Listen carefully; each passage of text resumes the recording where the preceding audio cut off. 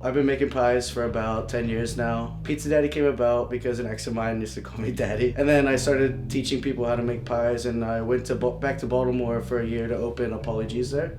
And so I was the first employee and hired the whole staff, and then they all called me Daddy, and then it turned into Pizza Daddy, and then it started becoming a hashtag. And like, I'll still walk in sometimes, like certain places, like even bars I work at, and like, Pizza Daddy, like, you know what I mean?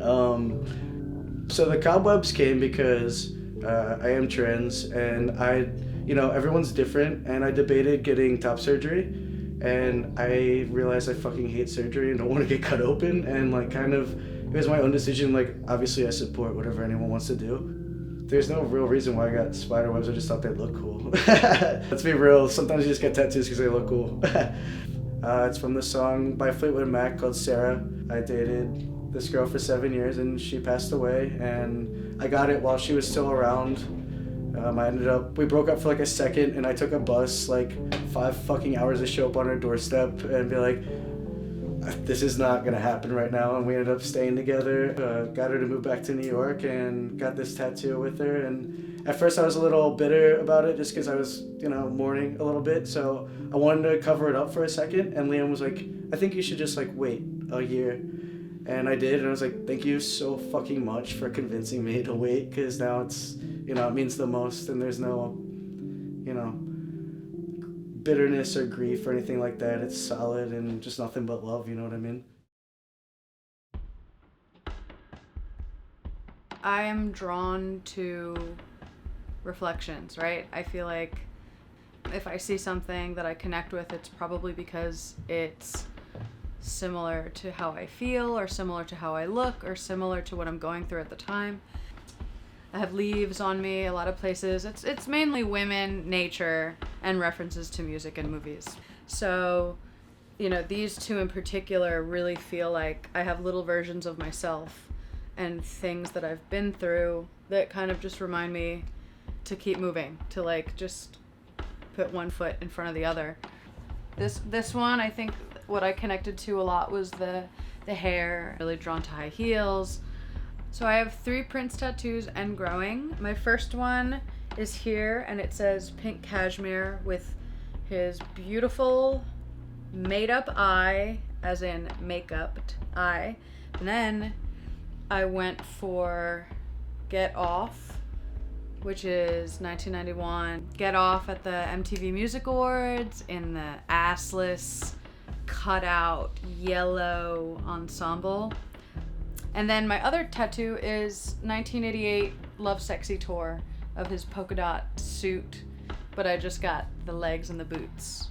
So I have one memorial tattoo, which is dedicated to George Pitts, who was my photography teacher. I think about him every day, but when he passed away, it was my first instinct to just get something for him. And after his memorial, there was a slideshow of his drawings, paintings, and photographs. And there was this one drawing he did of a vase with flowers, and then a woman was like the main focus.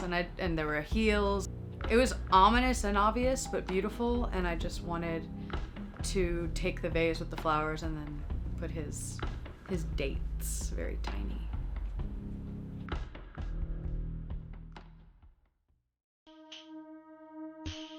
I have Bjork on my arm here. She's eating a watermelon, and it's from her music video, Possibly Maybe. There's so many different types of looks that Bjork has, and this is like my favorite, with her hair up on the little buns and her little dotted eye makeup. I love watermelon too, so I really like that one. With my hand tattoos, I have a snowflake, a dagger, 2 dots, and a cross, and a knife behind this hand, and then my snake tattoo. I think these are all pretty representative of who I am. I really like knives and like collection and going camping. It's like a tool that you use all the time. I love the winter and the snow. Then I've always liked snakes ever since I was like a little kid. So the first time I went to Alaska with my friend, I had such ambition just to go there, and like one day I was just like, I'm gonna go, and if anyone wants to come with me, they're more than welcome to come with me. People really romanticize that that part of America. And just for me to like on a whim and go with two really good friends there and have like a great trip. At the end of the trip, we all just decided to get a wolf tattoo. And then instead of 2 eyes on the wolf, we got 3 because there's 3 of us together. I'm really into getting tattoos on my upper thigh because they're like kind of just more for me. And like not that many people see them. I feel like all my special tattoos are really like on my thighs. And I definitely would like a couple more memorial tattoos. Like one for my Uncle Frankie who passed away like a while ago. And like he's the one that really got me into Prince and Queen and like all the type of music that I will love forever. And like having long hair and like not caring about what people think about me or anything like that.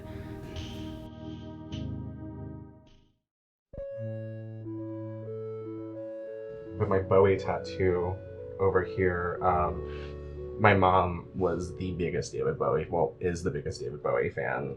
And growing up, whenever I would experiment with makeup or heels or anything else, it was always, oh, that's so Ziggy, that's so Bowie. Growing up, I didn't know that David Bowie was somebody who was an international superstar. I just thought he was like my mom's crazy friend from the 70s. I actually have tattooed people's names on me before. In my heart, I outlined it first, and I put out an ask to my friends on Facebook. I was like, who wants their name tattooed on my leg before I fill it up? With my little Amy Winehouse tribute tattoo, she's one of my biggest heroes.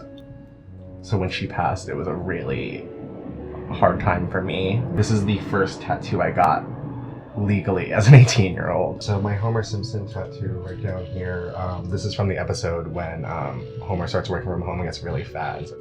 My father was in the hospital for quite a couple of weeks with some heart problems. And then afterwards, when he came home, the medicines he was on started making him gain quite a bit of weight, which he felt bad about.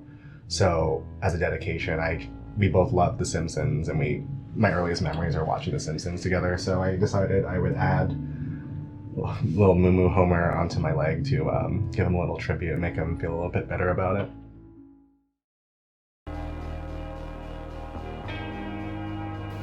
When it started, it was just, it felt very natural, and then getting into it though and becoming covered in it was very much so kind of taking control of my body again. My body changed in ways that was like very, upsetting, and just in general, being a non-conventionally attractive lady, I'd always been upset with my appearance, and it definitely gave me this control over the beauty and aesthetics of my body that definitely was very therapeutic for me, I think. I have kind of 2 big ones. One is protective, and one I think is me protecting, because a lot of my tattoos aren't visually representative of their meaning. A lot of them, could be something completely ridiculous or different, but it has to do with the time that I got them. But my chest is, this one's it's my big piece for my parents. And so I asked them what birds they identified with, because they both really like birds. My dad was the pileated woodpecker. And with that, I think he's just, he loves woodworking. I think, they're cool looking. I think that really spoke to him.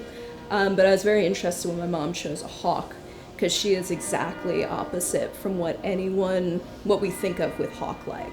She is the most kind earth mother. But so this much, very much so, is my armor of my parents protecting me. But then I can't really think of that without thinking of my palm, which is a horse for my sister.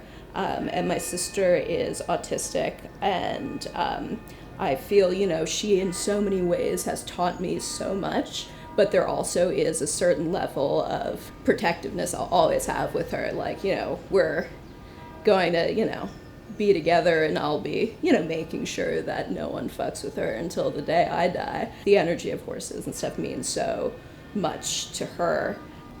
I'm happy that as my body changes, these will change with me. I got this one pretty recently in the spring. It's like a funerary cross in memory of my mom. And so yeah, that's sentimental. I have the years she was alive right there. Fortunato is my grandfather's name. So I guess that's another memorial tattoo. I lived with him in Queens. I think he lived uptown before that, earlier in his life. It's an address where I grew up, so it's 153-11 41st Avenue. So it's either like Hot Chicks or Saints, I think, one or the other, but that's pretty typical. Let's see, Betty Boop, Byzantine, Mother Mary, Madonna and Child type thing. I've done a lot of stick and pokes on myself. Yeah, I did the Princess Di one. Got a little FTP, obviously.